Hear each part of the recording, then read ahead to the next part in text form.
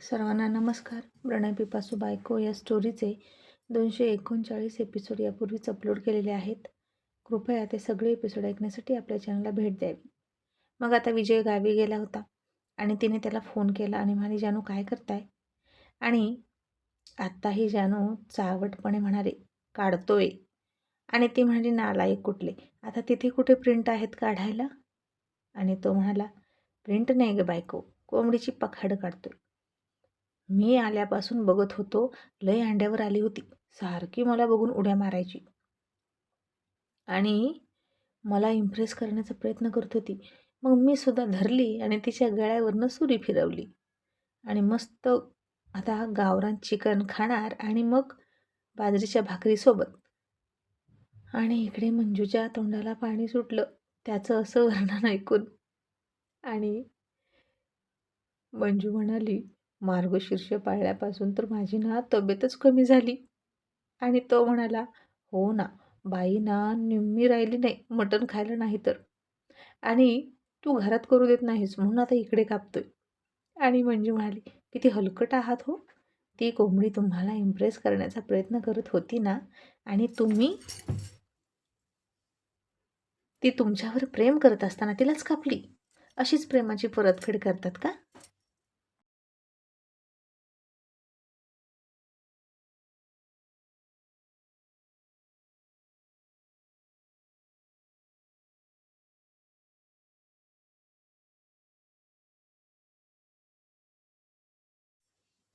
आणि विजयराव पुन्हा म्हणाले, अगं आता तू माझ्यावर प्रेम करतेस, मग तुला माझ्या हृदयात स्थान. मग तीही माझ्यावर प्रेम करते, मग हृदयात तर बसू शकत नाही, म्हणून तिला माझ्या पोटात स्थान. आणि बाई ग मंजू खूप हसली आणि म्हणाली, हा माणूस बोलण्यात कधीच कुणाला ऐकणार नाही. आणि आता विजय कोंबडी खाऊन निघाला आणि घरी आल्यावर म्हणाला, मंजू आई काय म्हणत होती माहिती आहे का? मंजूला खाऊ वाटते ना गावरान चिकन, तर एक जिवंतच कोंबडी किंवा कोंबडा घेऊन जा आणि मार्गशीर्ष संपल्यावर कापून खा. आणि मंजू लगेच म्हणाली, मग का नाही आणलं तुम्ही? विजय म्हणाला, वेडी आहेस का, ठेवणार कुठं त्याला? मंजू म्हणाली, मी त्याला घेऊन गेले असते की कॉलेजमध्ये. आणि विजय हसून म्हणाला, म्हणजे तुझ्या पाठीमागे 2-2 कोंबडे आले असते, एक तो आणि दुसरा मी, हो की नाही? आणि ती हसली आणि म्हणाली, पण खरंच तुम्ही आणायला हवी होती कोंबडी, मी सांभाळली असती कशी पण. तो म्हणाला, राहू दे, आधी कॉलेजमध्ये बाग द्यायला आलेले कोंबडे नीट सांभाळ. नव्या नव्या वयात आलेल्या तलंगा बघून लय त्यांच्या मागे तुरे काढून पळतात आणि कधी काष्टा फेडून चेष्टा करतील ते कळायचंच नाही. आणि कोंबडी अंड घालल आणि पिल्ले काढून बाहेर येईल आणि मग मी आजोबा आणि तू आजी, मग कसं वाटेल? आणि ती आता नुसती हसत होती त्याच्या बोलण्याला.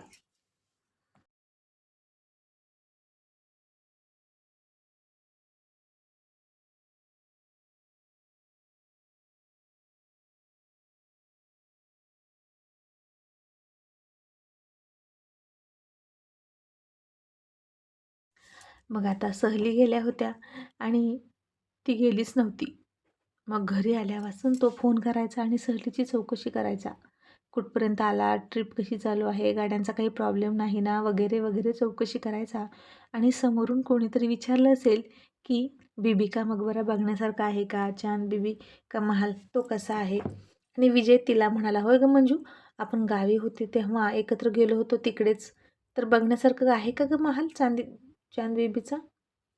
आणि मंजू टोमणा मारत म्हणाली, तुम्ही कधी गेले होते तुमची बायको घेऊन राजवाडे आणि महाल फिरवायला? आणि समोरून त्याचेच एक मित्र एकदम जिवलग होते, ते म्हणाले, ए कोण बोलतंय रे? आणि विजय म्हणाला, बायको, दुसरं कोण? आणि तिकडून ते सर म्हणाले, पहिली की दुसरी? आणि इकडून विजय लगेच चावट बोलत म्हणाला, दुसरीला इथं कशाला आणू, दोघीशी भांडणं लागतील की आणि मला मारतील दोघीसुद्धा मधल्यामध्ये. दुसरीला पहिलीला भेटवायची नसते आणि पहिलीची भेट दुसरीसोबत घालायची नसते. आणि ते सर पुन्हा म्हणाले, मग तिसरीला कसा मॅनेज करता? आणि अरे देवा, यांचं असं बोलत चावट बोलणं सुरू होतं आणि अगदी सहजासहजी बोलायचे, कुठूनही सुरू व्हायचे. आणि मग ते म्हणाले, ए तुझ्या बायकोला सांग, मोठी माणसं बोलत असताना मध्ये मध्ये बोलायचं नाही.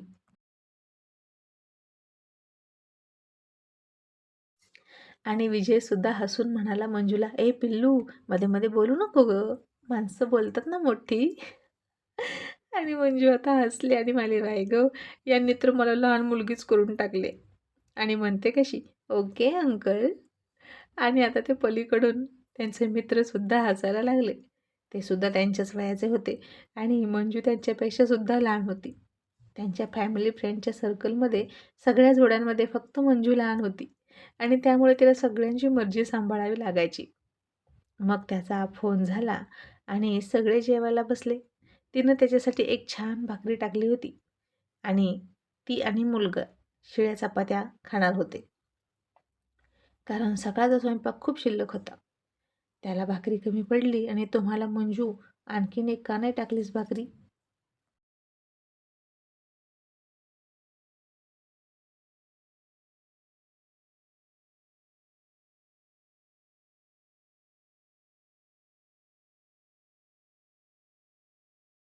आणि ती म्हणाली, "मग चपाती आहे ना, ती खा ना."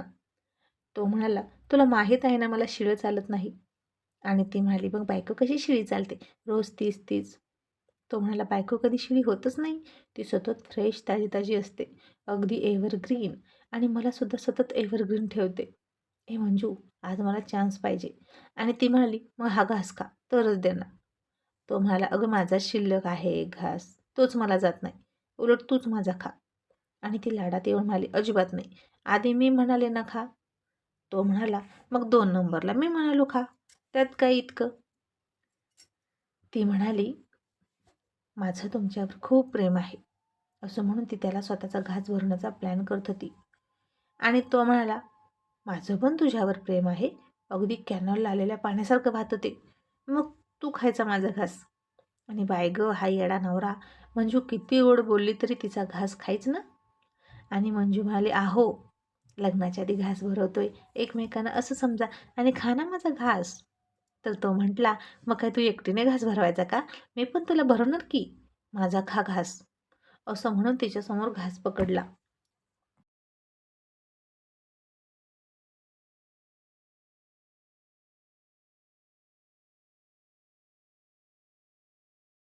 आता दोघांच्या प्लेटमध्ये शेवटचेच घास शिल्लक होते आणि तेवढेच त्यांना जात नव्हते आणि एकमेकांना भरवायचं प्लॅनिंग होतं. आणि शेवटी तो पुढे सरकला. ती पण पुढे सरकली आणि आपण एकसाथ एकमेकांना घास भरवू असं म्हणाला. आणि आधी नवऱ्यानं बायकोला भरवायचं असतं असं म्हणून तिला घास भरवायला गेला. पण ती म्हणाली, "नाही नाही, आधी बायको नवऱ्याला भरवणार आणि मग त्यानं तिचा घास खाल्ला." आणि त्यात आता मंजू तिथून उठून निघाली आणि म्हणाली, "माझं झालं, माझी प्लेट रिकामी झाली." आणि ती उठणार तशी त्यानं पकडली हातानं, खाली बसवली, पाठीमागून हात घालून कंबर पकडली तिची आणि आता सोडतोय होय तो तिला त्याच्या मगरमिठीतून. त्यांचा असा इकडे धिंगाणा सुरू होता आणि पोरगं गेलं आपलं अभ्यासावर बसायला. आणि मग तिकडेच एका हाताने कमरेत गुदगुल्या करायचा आणि म्हणायचा, "चल तोंड उघड, नाहीतर सोडणार नाही." आणि ती गोड बोलून म्हणायची, "जानू खरंच भूक नाही, पोट भरलं." आणि तो म्हणायचा, "एका घासाने उलटी येते का बघू?" आणि ती म्हणाली, "आली तर?" तो म्हणाला, "मग गुड न्यूज समजायची. अमक्या तमक्याची सून उलट्या करतच नाही म्हणून किती काळजीत आहेत लोक. आणि इथे मी तुला तुझं सारखं पोट भरून उलट्या करायला लावतोय. हो की नाही? किती शुभशकून आहे. आणि होय गं मंजू, खरंच करायच्या का उलट्या?" असं तो म्हणाला. आणि ती खूप लाजली आणि म्हणाली, "जा तिकडे, मला अभ्यास करू द्या. तुमचं आपलं काहीतरीच. सोडा ना मला, उशीर होतोय." तो म्हणाला, "मग माझा घास खा आणि जा." ती म्हणाली, "जानू खरंच उलटी करीन." तो मला, "मग कर, माझ्या खिशात कर, पण खा." आणि आता शेवटी मंजूनं तो घास खाल्ला आणि पुन्हा एकदा खट्याळपणा करत अर्धा तोंडात पकडला आणि त्याच्यासमोर तोंड घेऊन गेली आणि म्हणाली, "असा घास खायचा असतो नवरा बायकोनं, पण लग्नात असलं काही केलंच नाही आपण. तुम्ही मला जिलेबी चारली आणि मी ती तुमच्याच ताटात टाकली आणि तुमची उष्टी तुमच्या ताटात, माझी उष्टी माझ्या ताटात. खा ना आता. आपण एक घास खाऊया तोडून. लग्नात करायचं राहिलं होतं आपलं."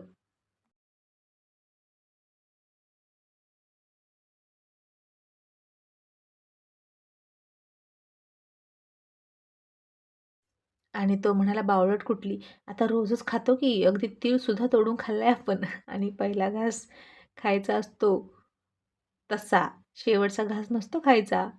आणि उठायला लागला तसं तिनं हाताला पकडलं आणि म्हणाली, जानू, उशिरा का होईना पण आपल्या प्रेमाची सुरुवात झाली की नाही. लोक पहिला घास खातात, आपण शेवटी खातोय. आणि शेवट गोड तर सगळं गोड नव्हतं बा. आणि तिचं बोलणं त्याला आवडलं. आणि मग अगदी तोंडाचा थोडासाच घास तिनं स्वतःच्या तोंडात घेतला होता आणि त्याला मोठा घास पुढे ठेवला होता. पण त्यानं सुद्धा मोठा घास स्वतःच्या तोंडात घेतला आणि पुन्हा तिच्या तोंडात तोंड घातलं आणि अख्खाच्या अख्खा घास तिच्या तोंडात ढोकलून ढोकलून तिला चारला आणि तिच्या ओठांना ओठ लावले आणि मागे सरकला आणि शेवटी तिलाच खायला लावलं. आणि मग मंजू उठली जेवणानं आणि त्याच्या प्रेमानं पोट भरून आणि ती झोपली बेडवर थोडासा अभ्यास करून. आणि तिला कधी झोप लागली समजलंच नाही. आणि तो 1 वाजेपर्यंत काहीतरी करत होता कम्प्युटरवर. आणि सहलीच्या एसट्या येत नव्हत्या ना, त्या येईपर्यंत मुलं जाईपर्यंत वाट बघत होता. आणि मग ती झोपलेली बघून सुरू झालं तिला स्वीट त्रास द्यायला सुरुवात. आणि मंजूला त्यानं दिलेला तो त्रास झोपेतही खूप आवडला त्याला. तिनं अजिबात डोळे उघडले नाहीत. ती त्याला फक्त फील करत राहिली आणि त्यानं त्याची चोरी केली. आणि मग मंजूनं डोळे उघडले आणि त्याला मिठी देण्याचा इशारा केला. आणि तो मला नको, बाळाकडे झोपायला जातो. आपण काय नाही केलं बरं का, असं म्हणून गॅलरीचा दरवाजा व्यवस्थित चेक केला. आणि 100दा फिरून फिरून येऊन तो चेक करत होता दरवाजा. जणू काही त्या दरवाजातून कुणीतरी येईल दुसऱ्या मजल्यावर आणि बायकोला उचलूनच घेऊन जाईल. मंजू म्हणाली, किती वाजले? आणि तो म्हणाला, 1 वाजून गेला. आणि ती गालात हसून म्हणाली, पक्के चोर. आणि तो म्हणाला, मी काहीच नाही केलं. आणि ती हसून म्हणाली, जा जा, आगाऊ कुठले. मग सकाळी सगळ्यांनी रविवार होता म्हणून नाश्ता केला. ढीगभर भांडी पडली आणि मंजू मुद्दाम म्हणाली, जानू, भांडी घासणार काय तुम्ही? अरे वा, किती छान, थँक्यू सो मच. किती छान कल्पना सुचतात हो तुम्हाला. आणि तो हसून म्हणाला, फेकून देईन सगळी गॅलरीतून खाली. मला इतकं चांगलं अजिबात सुचत नाही. मी आहे माणूस येडा. आणि गेला उठून तो तिच्यावर रुबाब करून. आणि ती म्हणाली, नालायक कुठले, खायला लागतं 12चीच, मग मदत कोण करणार? आणि तो म्हणाला, अगं आपली भांडीवाली येणार आहे, वाट बघ. ती म्हणाली, बघते ना वाट, मी मसनात गेल्यावर भांडीवाली येणार. अशी बड करत तिनं सगळी भांडी घासली. आणि तो म्हणाला, रागामध्ये बायकांना कामं जास्तच पटापटा उरकतात नाही का? बघ, मी तुला रागाला घालवली आणि 2 मिनिटात भांडी झाली पण.